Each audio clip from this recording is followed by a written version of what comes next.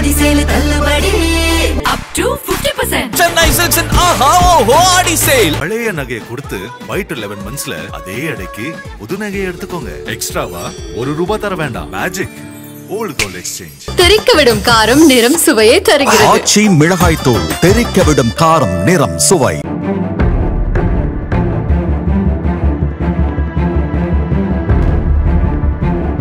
மதிமுகவுக்குள் நடந்து வரும் உட்கட்சி மோதல் குறித்து முதல் முறையாக மல்லை சத்யா மௌனம் கலைத்துள்ளார்.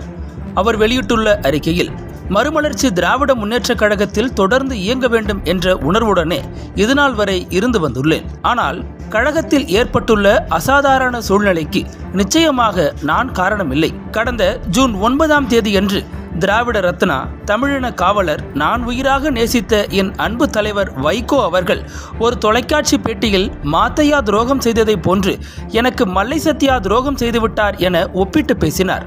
சான்றோர் பெருமக்களே, நான் மாத்தையா போன்று துரோகியா? நீதி சொல்லுங்கள்.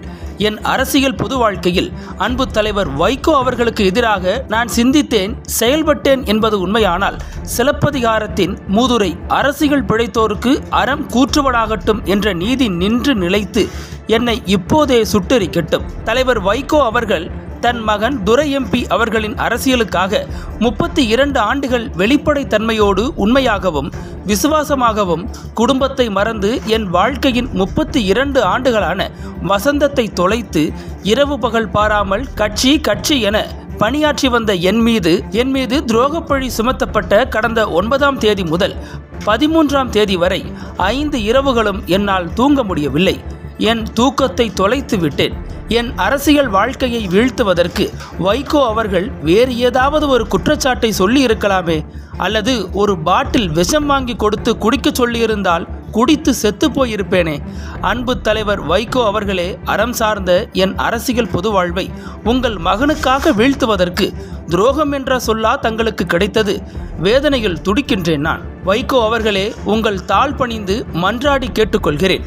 இனி எந்த காலத்திலும் யார் மீதும் எந்த தொண்டன் மீதும் இது போன்ற அபாண்டமான பழியை சுமத்தி பழிக்கு ஆளாக வேண்டாம். அரசியலில் நீங்கள் அடைந்திருக்கும் உயரத்திற்கு இது அழகு அல்ல.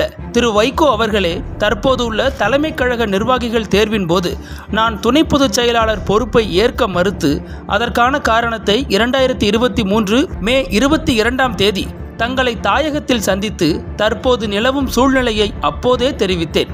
தங்களின் வற்புறுத்தலின் காரணமாகவே நான் அப்போது ஒத்துக்கொண்டேன். தங்களிடம் நான் எதையெல்லாம் கூறினேனோ அது தற்போது நடந்து கொண்டு வருகிறது. கடந்த 3 ஆண்டுகளாக சுயமரியாதை இழந்து ஒரு சிலரால் கடும் நிந்தனைக்கும் அவதூறுக்கும் ஆளாகி வந்திருக்கின்றேன்.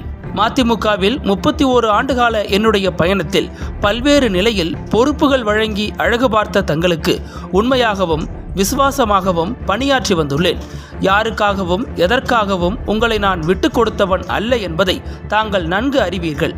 கடந்த ஜூன் 15ஆம் தேதி இங்கிலாந்து நாட்டின் ஆக்ஸ்போர்ட் நகரத்தில் ஈழத் தமிழர்களுக்கு சொந்தமான 108 ஏக்கர் நிலப்பரப்பில் அமைந்துள்ள உலகத்தமிழர் வரலாற்று வளாகத்தில் நடைபெற்ற ஐயன் திருவள்ளுவர் சிலை திறப்பு விழாவிலும், ஜூன் 18ஆம் தேதி இங்கிலாந்து தலைநகர் லண்டன் பாராளுமன்றத்தில் கட்சி வேட்டி கட்டி கருப்பு துண்டுடன் நான் பேசும்போது உங்களை பற்றி தான் பேசினேன். வைகோ அவர்களே, காலம் முழுவதும் தங்களுக்கும் மதிமுகவிற்கும் நன்றி கடன் பட்டவனாக நான் இருப்பேன்.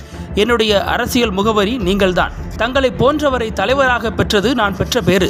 உங்களை எப்போதும் என் இதயத்தில் வைத்து பூஜித்து வருகிறேன். உங்களின் உயர்ந்த அரசியல் நோக்கம் வெற்றி பெற என் மனப்பூர்வமான வாழ்த்துக்களை தெரிவித்துக் கொள்கிறேன். இன்பமோ துன்பமோ விருந்தும் மருந்தும் 3 நாட்களுக்கு மேல் இருக்கக்கூடாது. மரம் ஓய்வெடுக்க விரும்பினாலும் காற்று விடுவதாக இல்லை என்ற சீனத்தின் தலைவர் மாவோ அவர்களின் பொன்மொழிக்கு இலக்கணமாக கடந்த 4 நாட்களாக நான் எதுவும் பேசாமல் மௌனம் காத்து வந்தேன். காரணம், நான் மறுமலர்ச்சி திராவிட முன்னேற்றக் கழகத்தின் துணை பொதுச் செயலாளராக இப்போது வரையில் கடமை, கண்ணியம், கட்டுப்பாடு காத்து வந்த நிலையில் என் மீது மதிமுக முதன்மை செயலாளர் சகோதரர் திரு துரை எம்பி அவர்கள் பொதுவெளியில் விமர்சித்து பேசியுள்ளார். பதில் சொல்ல வேண்டிய ஜனநாயக கடமை எனக்கு உண்டு.